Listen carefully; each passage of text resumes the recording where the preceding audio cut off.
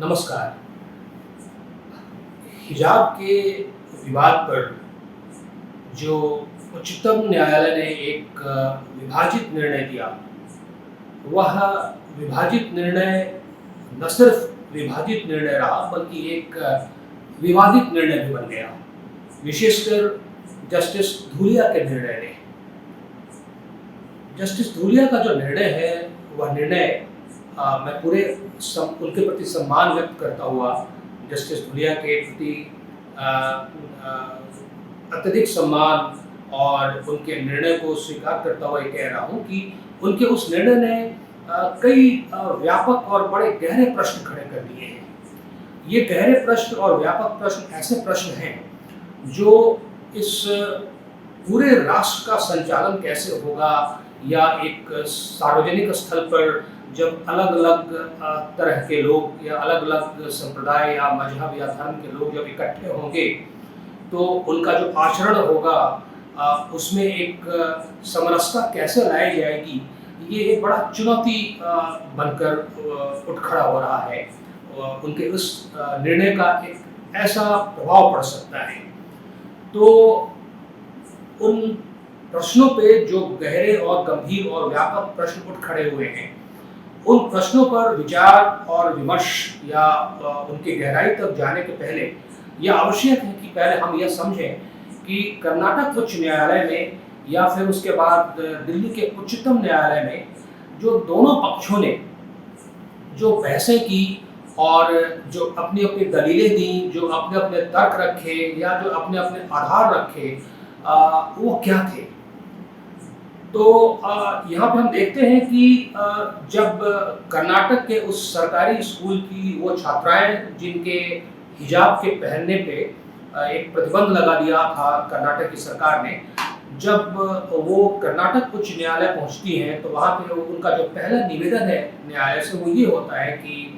कर्नाटक सरकार के इस निर्णय को, जिसमें उन्होंने हमारे हिजाब के पहनने को प्रतिबंधित कर दिया है विद्यालय में, स्कूल में, कक्षा में,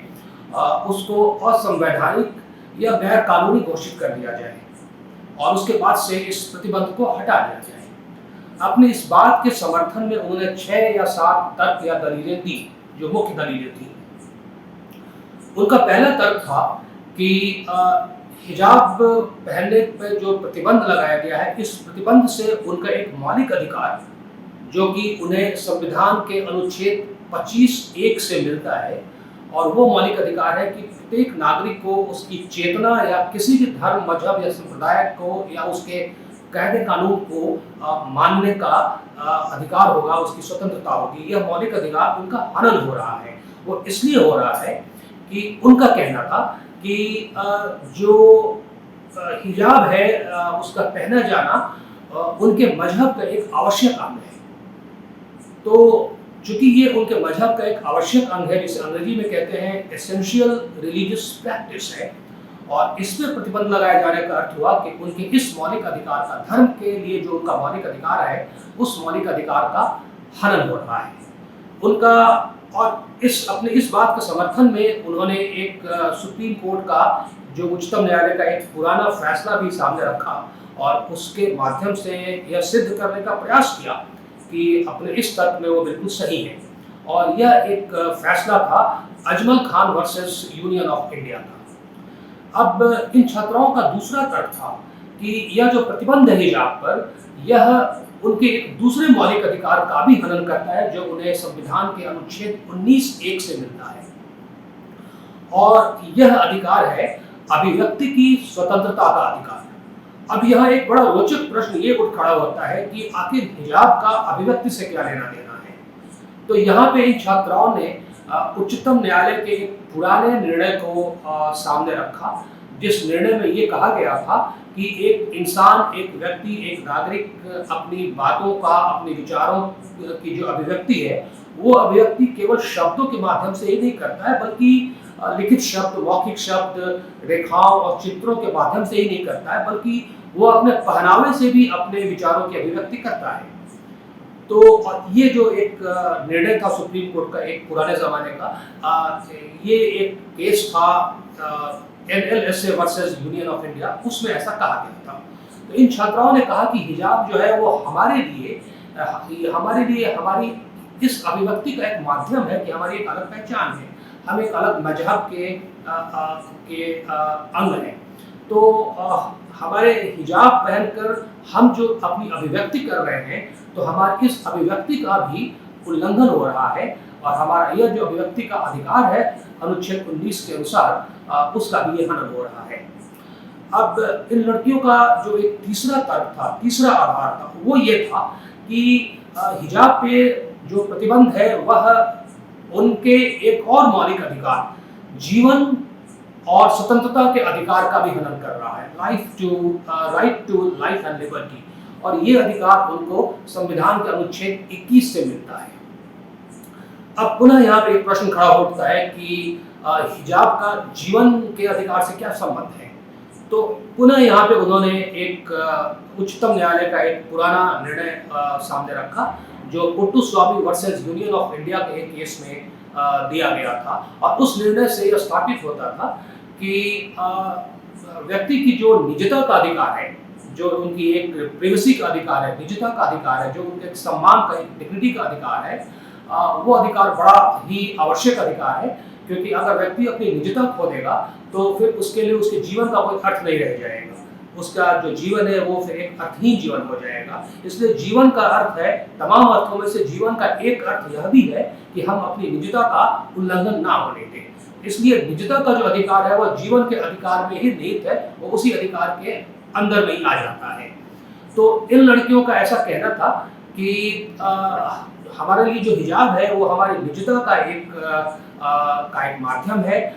उसकी मदद से हम अपनी निजता का, अपनी प्राइवेसी का संरक्षण करते हैं, उसकी रक्षा करते हैं। और अगर आप हमारे हिजाब को पहनने पर प्रतिबंध लगा रहे हैं तो इसका मतलब आप हमारी निजता के अधिकार का हनन कर रहे हैं।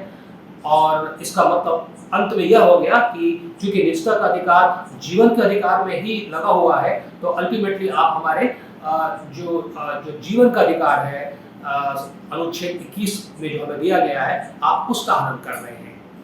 अब साथ ही साथ इन लड़कियों ने 2-3 और भी अपने तर्क दिए।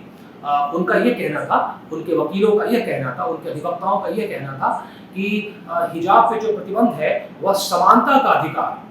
कि कानून के समक्ष सभी व्यक्ति समान हैं, ये जो अधिकार हमें संविधान के अनुच्छेद 14 से मिलता है, ये उसका भी हनन हो रहा है। वो इसलिए हो रहा है कि किसी विद्यालय परिसर में कुछ अन्य छात्र हैं जो अपने अपने धर्मों का कुछ प्रतीक अपने शरीर पे लगा के या रख के चलते हैं, तो उन्हें तो रोका नहीं जाता है, किंतु हम चूंकि हिजाब पहन रहे हैं, अपने मजहब के एक प्रतीक को लेकर चल रहे हैं, तो हमें रोका जा रहा है। तो कानून के समक्ष हमें समान नहीं समझा जा रहा है, हमें अलग समझा जा रहा है। तो इस तरह से हमारी समानता का जो अधिकार है कानून के समक्ष, उसका भी हनन हो रहा है। आगे उन्होंने यह भी कहा कि जो एक मौलिक अधिकार है कि राज्य या जो सरकार है वह किसी भी दो व्यक्ति में भेदभाव नहीं करेगी उसके लिंग या उसके धर्म या मजहब या उसकी जाति के आधार पर। तो चूंकि हम लड़की हैं, हम छात्राएं हैं, हम बालिकाएं हैं, और हमें रोका जा रहा है स्कूल के अंदर जाने से, चूंकि हम हिजाब पहन कर बैठे हुए हैं, और जो दूसरे व्यक्ति हैं, जो दूसरे छात्र हैं, वो लड़के हैं, वो पुरुष हैं, वो बालिका नहीं, वो बालक हैं, और उन्हें अंदर जाने की इजाज़त या अनुमति मिल जा रही है। तो ये जो राज्य है, जो सरकार है, वह व्यक्ति और व्यक्ति में भेदभाव कर रही है इस आधार पर कि हम महिला हैं या छात्रा हैं और वो छात्र हैं। तो लिंग के आधार पर यहाँ एक भेदभाव हो रहा है, और इस तरीके से हमारा जो यह अधिकार है जो हमें संविधान का अनुच्छेद 15 देता है, उसका भी हनन है। तो ये सब चीज़ों को कहने के बाद फिर इन छात्राओं ने 2-3 और भी दलीलें दी। उनका कहना था कि विद्यालय की वो जो संस्था है, वह जो विभाग है, जिसे कहते हैं कॉलेज डेवलपमेंट कमीशन, जिसने एक पत्र या एक नोटिफिकेशन निर्गत करके देकर हिजाब पर जो प्रतिबंध लगाया था, और तो छात्राओं को कहना था कि वो एक गैर कानूनी संस्था है, उसको कोई अधिकार नहीं है कि वह इस तरीके का एक नोटिफिकेशन दे कि हमारे हिजाब पे प्रतिबंध लगा दिया गया है। और उन्होंने यह भी कहा कि उस जो डेवलपमेंट कमेटी या कमीशन है सरकारी स्कूल का, उसमें कुछ कर्नाटक विधानसभा के कुछ विधायक भी हैं जो उसके अधिकारी हैं। तो और वो जो विधायक हैं वो एक खास धर्म के हैं, एक खास विचारधारा के, एक खास राजनीतिक दल के हैं। तो उनसे ये उम्मीद नहीं की जा सकती है कि वो एक निष्पक्ष भाव रखेंगे हमारी तरफ, और इसलिए भी ये एक गैर कानूनी संदेश दिया गया है, गैर कानूनी एक ये नोटिफिकेशन दी गई है कि हमारे मजहब पे प्रतिबंध लगा दिया जाए। उनका यह भी कहना था कि विधायकों का कार्य जो है वह कानून बनाना है, न कि सरकार में बैठ के कानून को लागू करना है। तो अगर ऐसा होने दिया जाता है तो लोकतंत्र में जो एक सेपरेशन ऑफ पावर की जो एक परिकल्पना है उसका हनन होगा।